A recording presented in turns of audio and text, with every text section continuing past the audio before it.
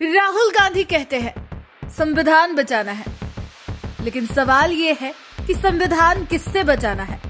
विपक्ष से, या फिर अपने ही गठबंधन सरकार से, और या फिर उसकी पुलिस से? झारखंड के पूर्व विधायक योगेंद्र साव ने अपनी ही हेमंत सरकार पर तीखा हमला किया।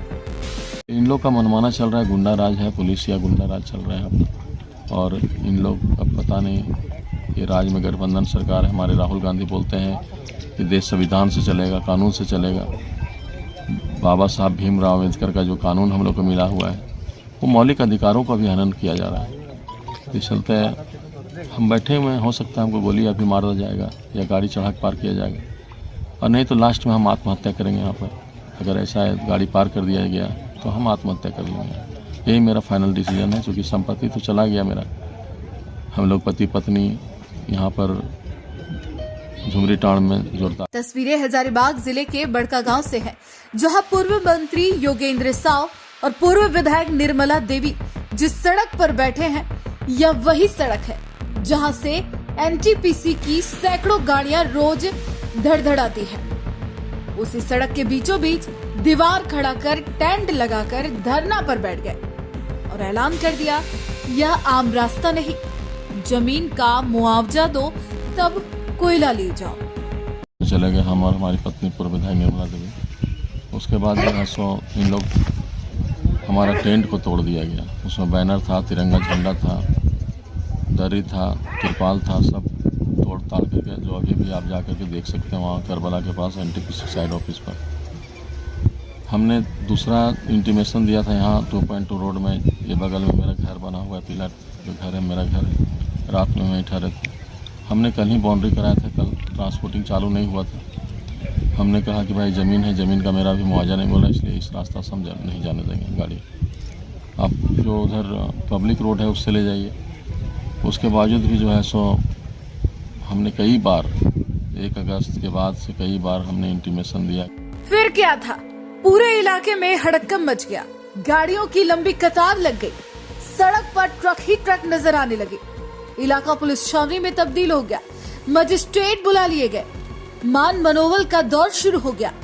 और फिर बड़े ही कानूनी साफगोई के साथ पुलिस ने नई बनी दीवार तोड़ दी, टेंट, कंबल, चादर उखाड़ दिए, झंडे फाड़कर फेंक दिए। और तभी योगेंद्र साव का गुस्सा फूटा। हजारीबाग पुलिस एनटीपीसी की लठैत है।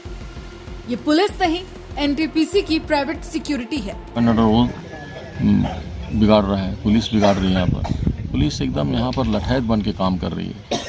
कोई कानून, कोई नियम नहीं, कुछ सारा चीज़ जो है सभी देखिए अभी हम लोग को उठाने के लिए, हाथ लगाने के लिए जा रही थी, और जबकि कोई आदेश नहीं उसके पास कि इन लोग को बाय फोर्सली उठाया जाए और यहाँ पर बाउंड्री तोड़ दिया जाए।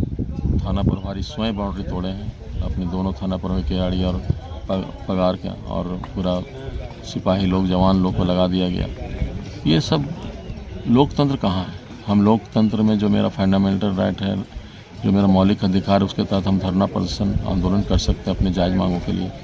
मेरा संपत्ति गया है, उसके लिए हम बराबर बैठ रहे हैं। इसके बाद आरोपों की बौछार शुरू हो गई। जमीन छीन ली, अब जान छीनने की तैयारी।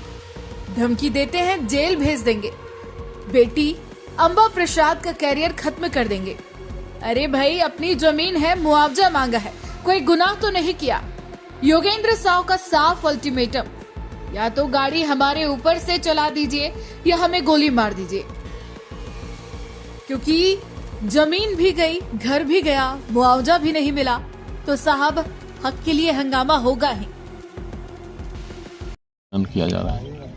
इस चलते हम बैठे हुए हैं, हो सकता है हमको गोली अभी मार दिया जाएगा या गाड़ी चढ़ा के पार किया जाएगा, और नहीं तो लास्ट में हम आत्महत्या करेंगे। यहाँ पर अगर ऐसा है, गाड़ी पार कर दिया गया तो हम आत्महत्या कर लेंगे। यही मेरा फाइनल डिसीजन है, क्योंकि संपत्ति तो चला गया मेरा।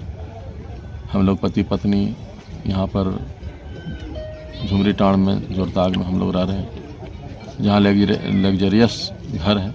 उस घर का मुआवजा होना चाहिए 3100 से लेकर 4000 रुपये पर स्क्वायर फीट, लेकिन 400 और 500 रुपये जो मामला जो है सो सब जुडिस होने के बावजूद भी ये पुलिस लोग कुछ सुनने के लिए तैयार नहीं। एकदम मतलब यहाँ पर बाय जबरन बाय फोर्सली अभी बाउंड्री तोड़ दिया। बाउंड्री तोड़ने का आदेश तो होना चाहिए इन लोग पास, चाहे एसडीओ से, चाहे कि ये आम रास्ता है, चाहे पब्लिक रास्ता है, तो इसको तोड़ दिया जाए। तो बिना आर्डर का तोड़ दिया।